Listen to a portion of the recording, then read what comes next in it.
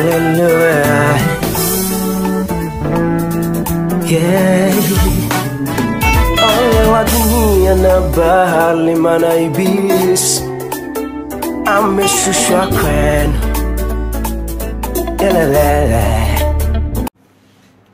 Haleluya. Basi wakati huu ni wakati mzuri wa kuonyesha furaha yetu ya kutoka katika huzuni ambayo ilikuwa imegubika moyo mpaka akili. Wanafunzi hawakujua kabisa kwamba yale walikuwa wanaambiwa ni maneno sahihi yanayokwenda kutokea baada ya siku ya tatu.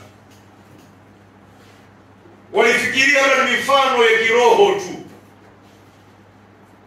Hawakuamini, hawakujua. Hata wale waliokuwa karibu sana na Yesu hawakujua.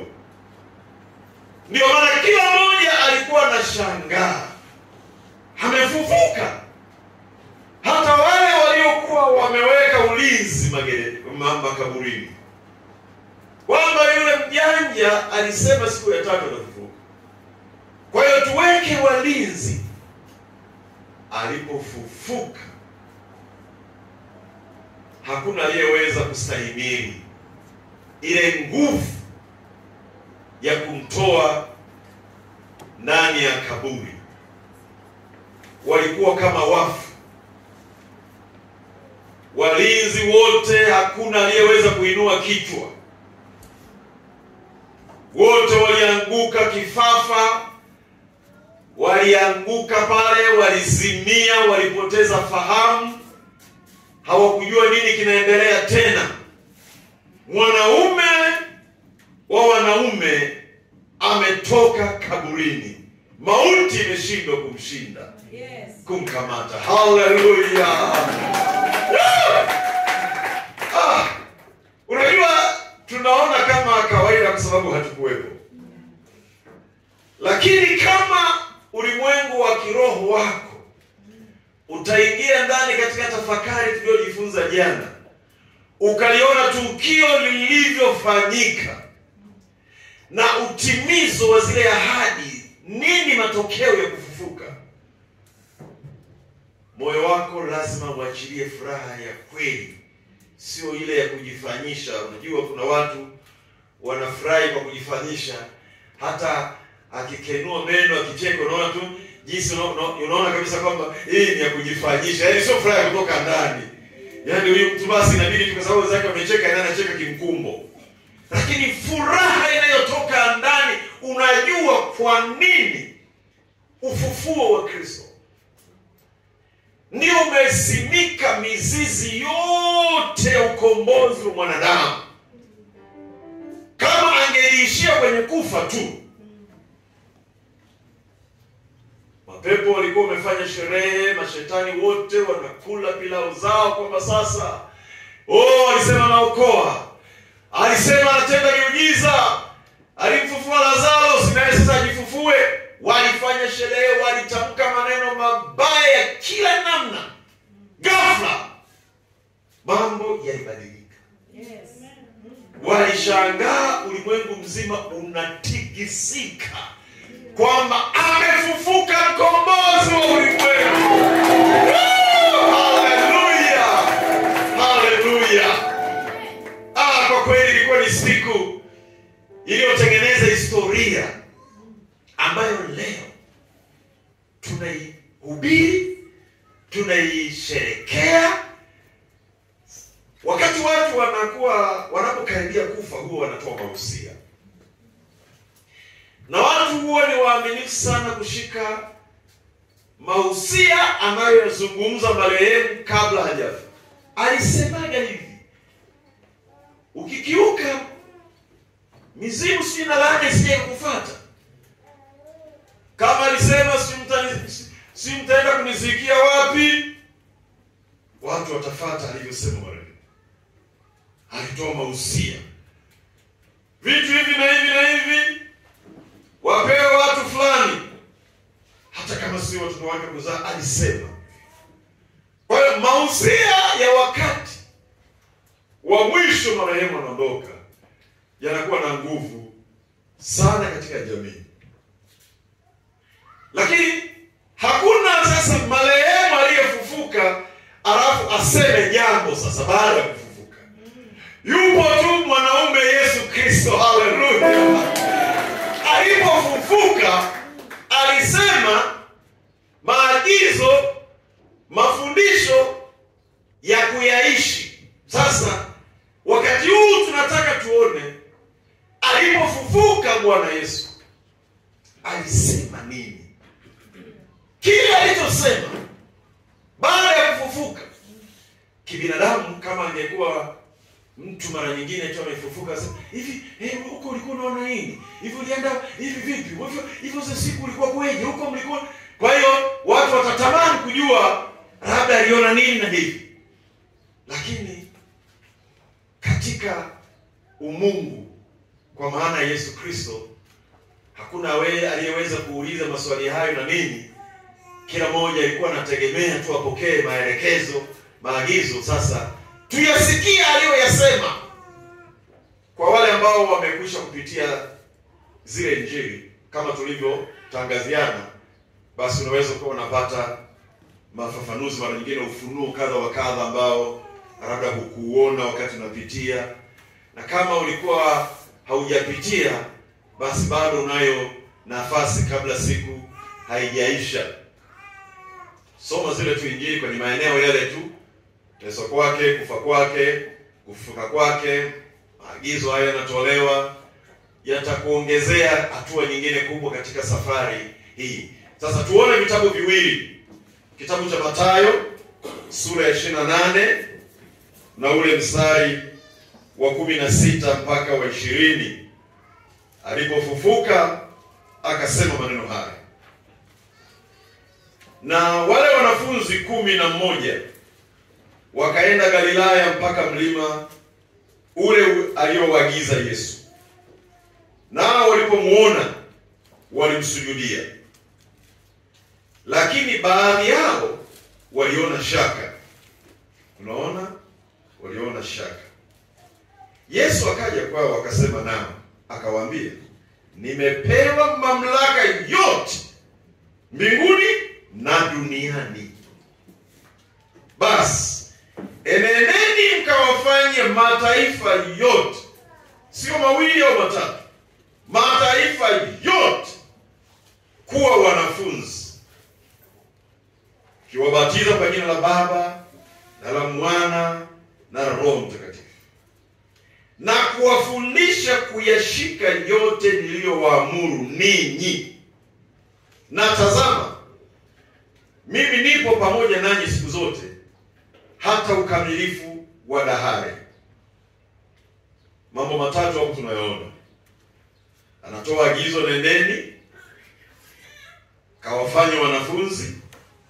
Wakishafanyika kwa wanafunzi, agizo la pili anasema na kuwaimarisha, yani kuwafundisha kuyashika yote.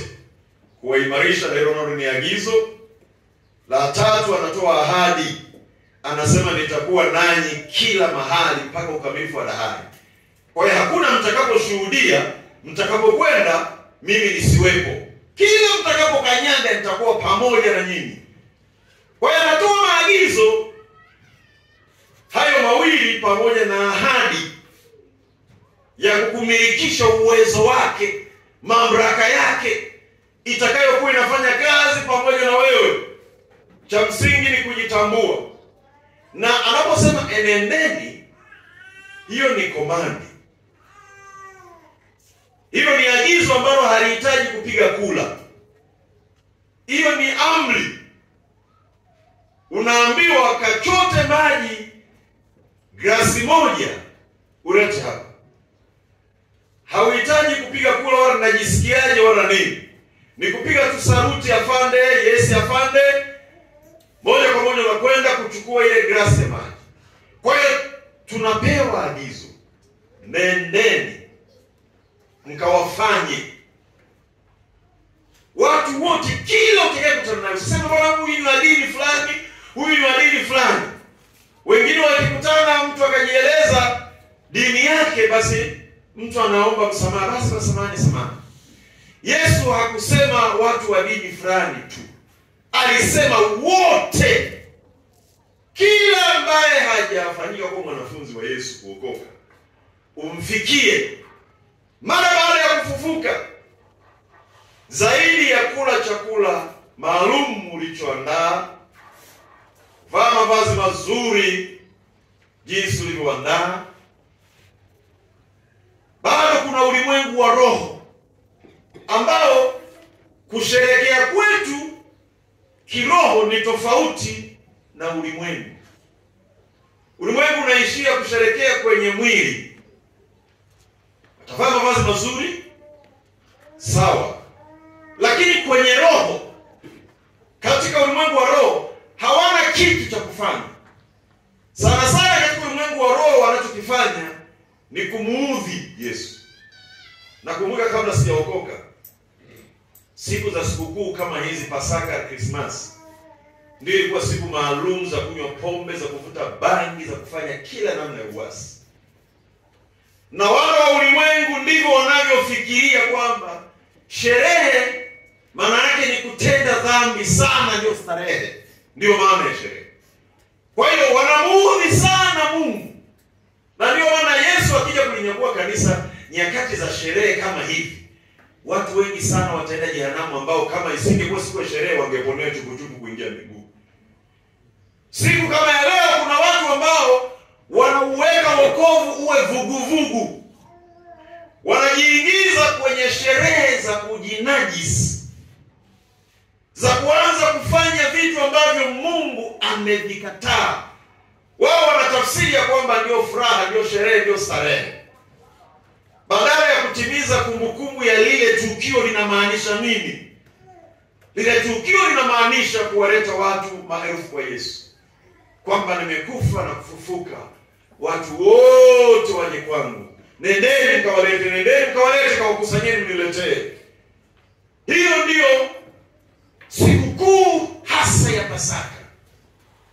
Kwa hiyo utakapoitimiza kumleta mtu kwa Yesu, umefanya jambo la kutimiza agizo na elekezo. Kuna watu ambao huwa wanaokoka siku za Pasaka, siku za Krismasi. Yaani mtu anajiandaa kabisa kwamba ikifika tu Pasaka na mimi nitakwenda kuokoka. Hawa watu wanaufahamu mzuri kabisa. Wanaufahamu mzuri. Wanajitengenezea historia nzuri ya kiroho. Wanampokea Yesu, wanaokoka, kuliko wale siku hiyo ndio wanamtenda Mungu dhambi sana.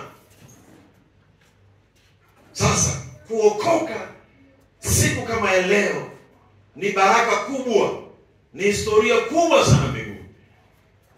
Kwa hiyo ili iwe Pasaka, ili umle Pasaka vizuri, umle kiroho na kimwili pia. Kimwili hata ukishindwa kumla, na mbona mchungaji sina hata, kwanza hata ninapotoka hapa hata sijui hata kama mtakula nini, hata unga kila kitu kimeisha ndani. Hiyo sijali. Yuko Pasaka wa kiroho, kinywa kijafungu. Utakutana na mtu, utamwambia habari za Yesu. Akisema niko tayari kuombewa, usione aibu wewe, hata kama ni barabarani popote, maadamu anataka na hapo yuko tayari, muombee, muongoze sala ya toba. Jina lake lifutwe kitabu cha mauti, liandikwe kwenye kitabu cha uzima. Tayari azaliwe mtoto katika ufalme wa Mungu. Haleluya. Kitabu cha Marko sura ya 16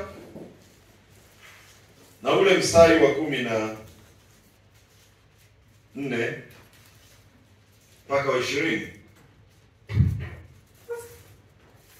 16 mstari wa 14 mpaka wa 20.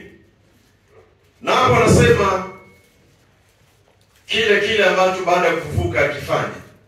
Anasema mstari wa 14, baadaye akaonekana na wale 11 walipokuwa wakila, akawakemea kwa kutokuamini kwao na ugumu wa mioyo yao, kwa kuwa hawakusadiki wale walipomuona alipofufuka katika wafu. Akawaambia, nendeni ulimwenguni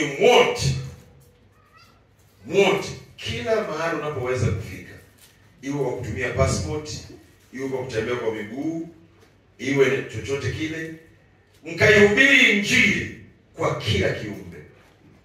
Akiwa anamaanisha kila mtu aaminie na kubatizwa ataokoka, asiamini atahukumiwa. Na ishara hizi zitafuatana na hao waaminio. Kwa jina langu watatoa pepo, watasema kwa lugha mpya, watashika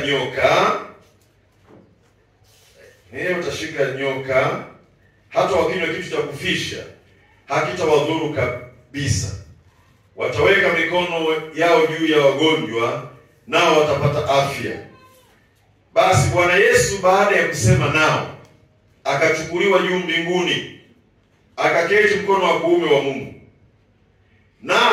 Nao wale wakatoka wakahubiri kote, Bwana akitenda kazi pamoja nao na kulithibitisha lile neno kwa ishara zilizofuatana nao. Kwa hiyo na hapo tunaona kuna mambo kama matatu. Kwanza anatoa agizo la kuhubiri watu wote, alafu anatoa uthibitisho kama ahadi, uthibitisho wa ishara zitakazofuatana na hilo agizo ambalo utakapolisimamia. Alafu panaonyesha matokeo. Alipopaa tu, kazi akaanza kuthibitisha kwa ishara zilizofuatana nao. Kila waliponena, Yesu anaokoa, wakaokoa. Yesu anaponya, wakaombea, watu wakapona. Kwa hiyo usimuache mgonjwa, kwa sababu sio wewe unayemponya. Wewe hauchangii chochote katika kumponya hapa. Yeye ataamini, wewe utaomba, Mungu atamponya. Kwa hiyo usimwache hata kama ni ugonjwa wa ajabu, unaona kwamba hivi kwamba hili kweli litafanyika, hili linaweza likafanyika. Maadamu kukutana naye hawezi, mwambie umuhimu wa ufufuo wa Yesu ni nini. Kwamba kwa kupigwa kwake akateswa, akafa na kufufuka ili wewe uwe mzima. Wewe muombee tu kwa kuamini, si unabahatisha. Wewe muamini tu kwamba inawezekana, utaona matokeo. Kwa sababu tunapo hizi ishara zilizofuata, sio kwamba unapaswa kwanza kuangalia mifano fulani alafu ndio useme kumbe inawezekana. Maana yake unaingia kwenye kazi alafu unayaona yanatokea kwenye kazi. Sio unasubiri unaota ndoto kwamba inawezekana ndio uingie. Unaingia kwenye kazi. Hiyo ndio imani inayozalisha matokeo. Kuna watu wako ndani hawawezi kutoka. Hawawezi kutoka ndani. Hata watoke wapigwe jua tu pale. Wamekamatika, ibilisi amewabana kwenye magonjwa. Wana vilio. Nani awafikie? Nani awafikie? Kama wanafunzi wa Yesu waliowatuma, bado nao wanasema niko busy. Oh, nimetingwa. Niko busy. Nani awafikie? Je, Yesu amtume shetani au mapepo ndio waambie nendeni? Wakati watoto wake aliowaokoa wapo, wanasema tumetingwa. Hata hawajui kupanga ratiba. Hawajui kupanga ratiba za kimaisha. Kwamba muda huu utaufanyia kazi hii, muda huu. Wanaishi kwa kubahatisha, tukila kunapokucha kwa kubahatisha. Hawana ratiba ya maisha. Lazima unakuwa na ratiba ya kutangaza habari za Yesu kwa watu. Ikifika huo muda wako ratiba, hata kinapoingilia kitu kingine, unasema hapana, ratiba yangu hii ni kwenda kuzungumza na watu, kuwaleta kwa Yesu. Mungu sasa hivi ameiwekea tiki ratiba yangu hii, anamtazama jinsi gani natimiza maagano yangu na yeye. Basi niwekee mkasi kwamba ratiba yangu hapa nimeichafua, hapa nimeichafua. Hapana. Kwa hiyo natembea na ratiba yangu hiyo. Kwa hiyo Mungu anajisikia vizuri. Anamuona kama ni mtu aliyetengeneza utaratibu. Ni sawasawa na lile neno ambalo alizungumza kwa Daudi. Ukisoma katika kitabu cha Matendo ya Mitume 13 mstari wa 22, Mungu anazungumza jinsi anavyokufahamu. Mungu anakufahamu. Kuna wakati unajifikiria kwamba hivi Mungu amenisahau, hivi Mungu hanioni, hivi mpaka niko kwenye mambo hivi Mungu hanioni. Unafikiri kama vile umeachwa hivi. Unapigwa kwenye jaribu fulani, yani linakuchemsha, limekukoroga, limekuzungusha mle. Unaona hakuna hata mtu anayekusemesha, hakuna anayekupigia simu, hakuna hiki na hiki. Hata wale ambao umewakopesha na nini walikuwa wamedeni yako wataki kukuletea, unajiona nimebaki, unajiona niko peke yangu. Lakini Mungu anakutazama. Sasa angalia jinsi anavyokutazama. Kwenye huu mstari anasema 13 Matendo ya Mitume mstari wa 22. Anazungumza jinsi ambavyo alikuwa anamuona Daudi kama anavyokuona wewe na mimi leo. Usijifikiri uko peke yako, usijifikiri mateso hayo na mapito hayo manake uko peke yako. Anamuita Daudi, anampa majukumu.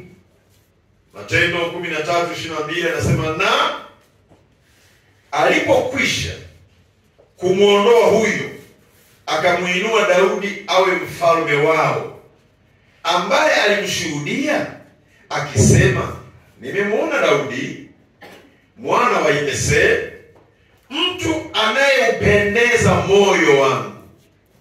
Anayeupendeza moyo wangu maana yake ni tendo la kila siku. Kama ni tense, ni present perfect tense.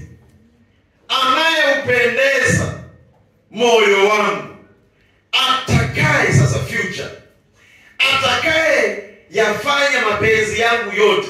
Yaani Mungu anatazama mbele, anaona anavyotembea. Wewe uko hapo na kesho haijafika, mwezi ujao hujafika, anaona mpaka mwezi ujao jinsi unavyofanya. Anaona jinsi unavyoenda kushuhudia. Anaona jinsi unavyofanya, mpaka anasema atakaye yafanya mapenzi yangu yote. Akiangalia muda huu na huko nyuma, anasema anaupendeza moyo wangu. Mikakati ya maisha yake ya kunitendea, kunitumikia, ya kunitolea, ya kufanya huduma hii, anaupendeza moyo wangu. Kwa hiyo Mungu anamchagua mtu, anamuita, alafu anauthibitishia umma na ulimwengu ya kwamba huyu yuko hivi. Sasa ukianza kuyafuatilia maisha yake, unakuja unagundua kile alichokisema Mungu yote alitimia. Ni kama Yesu aliyomwambia Petro, usitumie ubabe wa mwili, kwamba mimi niko tayari kufa hata kama niko panga, mimi tu niko tayari. Akamwambia kwamba kabla hajawika jogoo mara 3 utakuwa umeshanikana mara 2. Haiwezekani, hata ingekuwaje haiwezekani. Yesu anaona mbele unavyokana. Unatakiwa uulize tu kwamba sasa nifanyeje Bwana, kama ndio hivyo yako mbele yangu nifanyeje? Yesu anakuambia mikakati omba sasa. Funga hivi na ifanye hivi na hivi. Lakini ukitumia tu ubabe wa mwili, nguvu za mwili tu kwamba itakuwa hivi na hivi, hivi na hivi. Majuzi nilizungumza kwamba viko vipindi vya nyuma watu walikuwa wanashuhudia. Mtu anakuja mbele, anatoka huku mpaka na hema. Sema mwezi huu shetani tamkata miguu. Tamkata miguu, watu wanashangilia. Kwamba tamkata miguu mwezi huu. Unashangaa mwezi haujaisha yule mtu ameacha wokovu. Mbona alisema tamkata shetani miguu? Haumkati shetani miguu kwa maneno.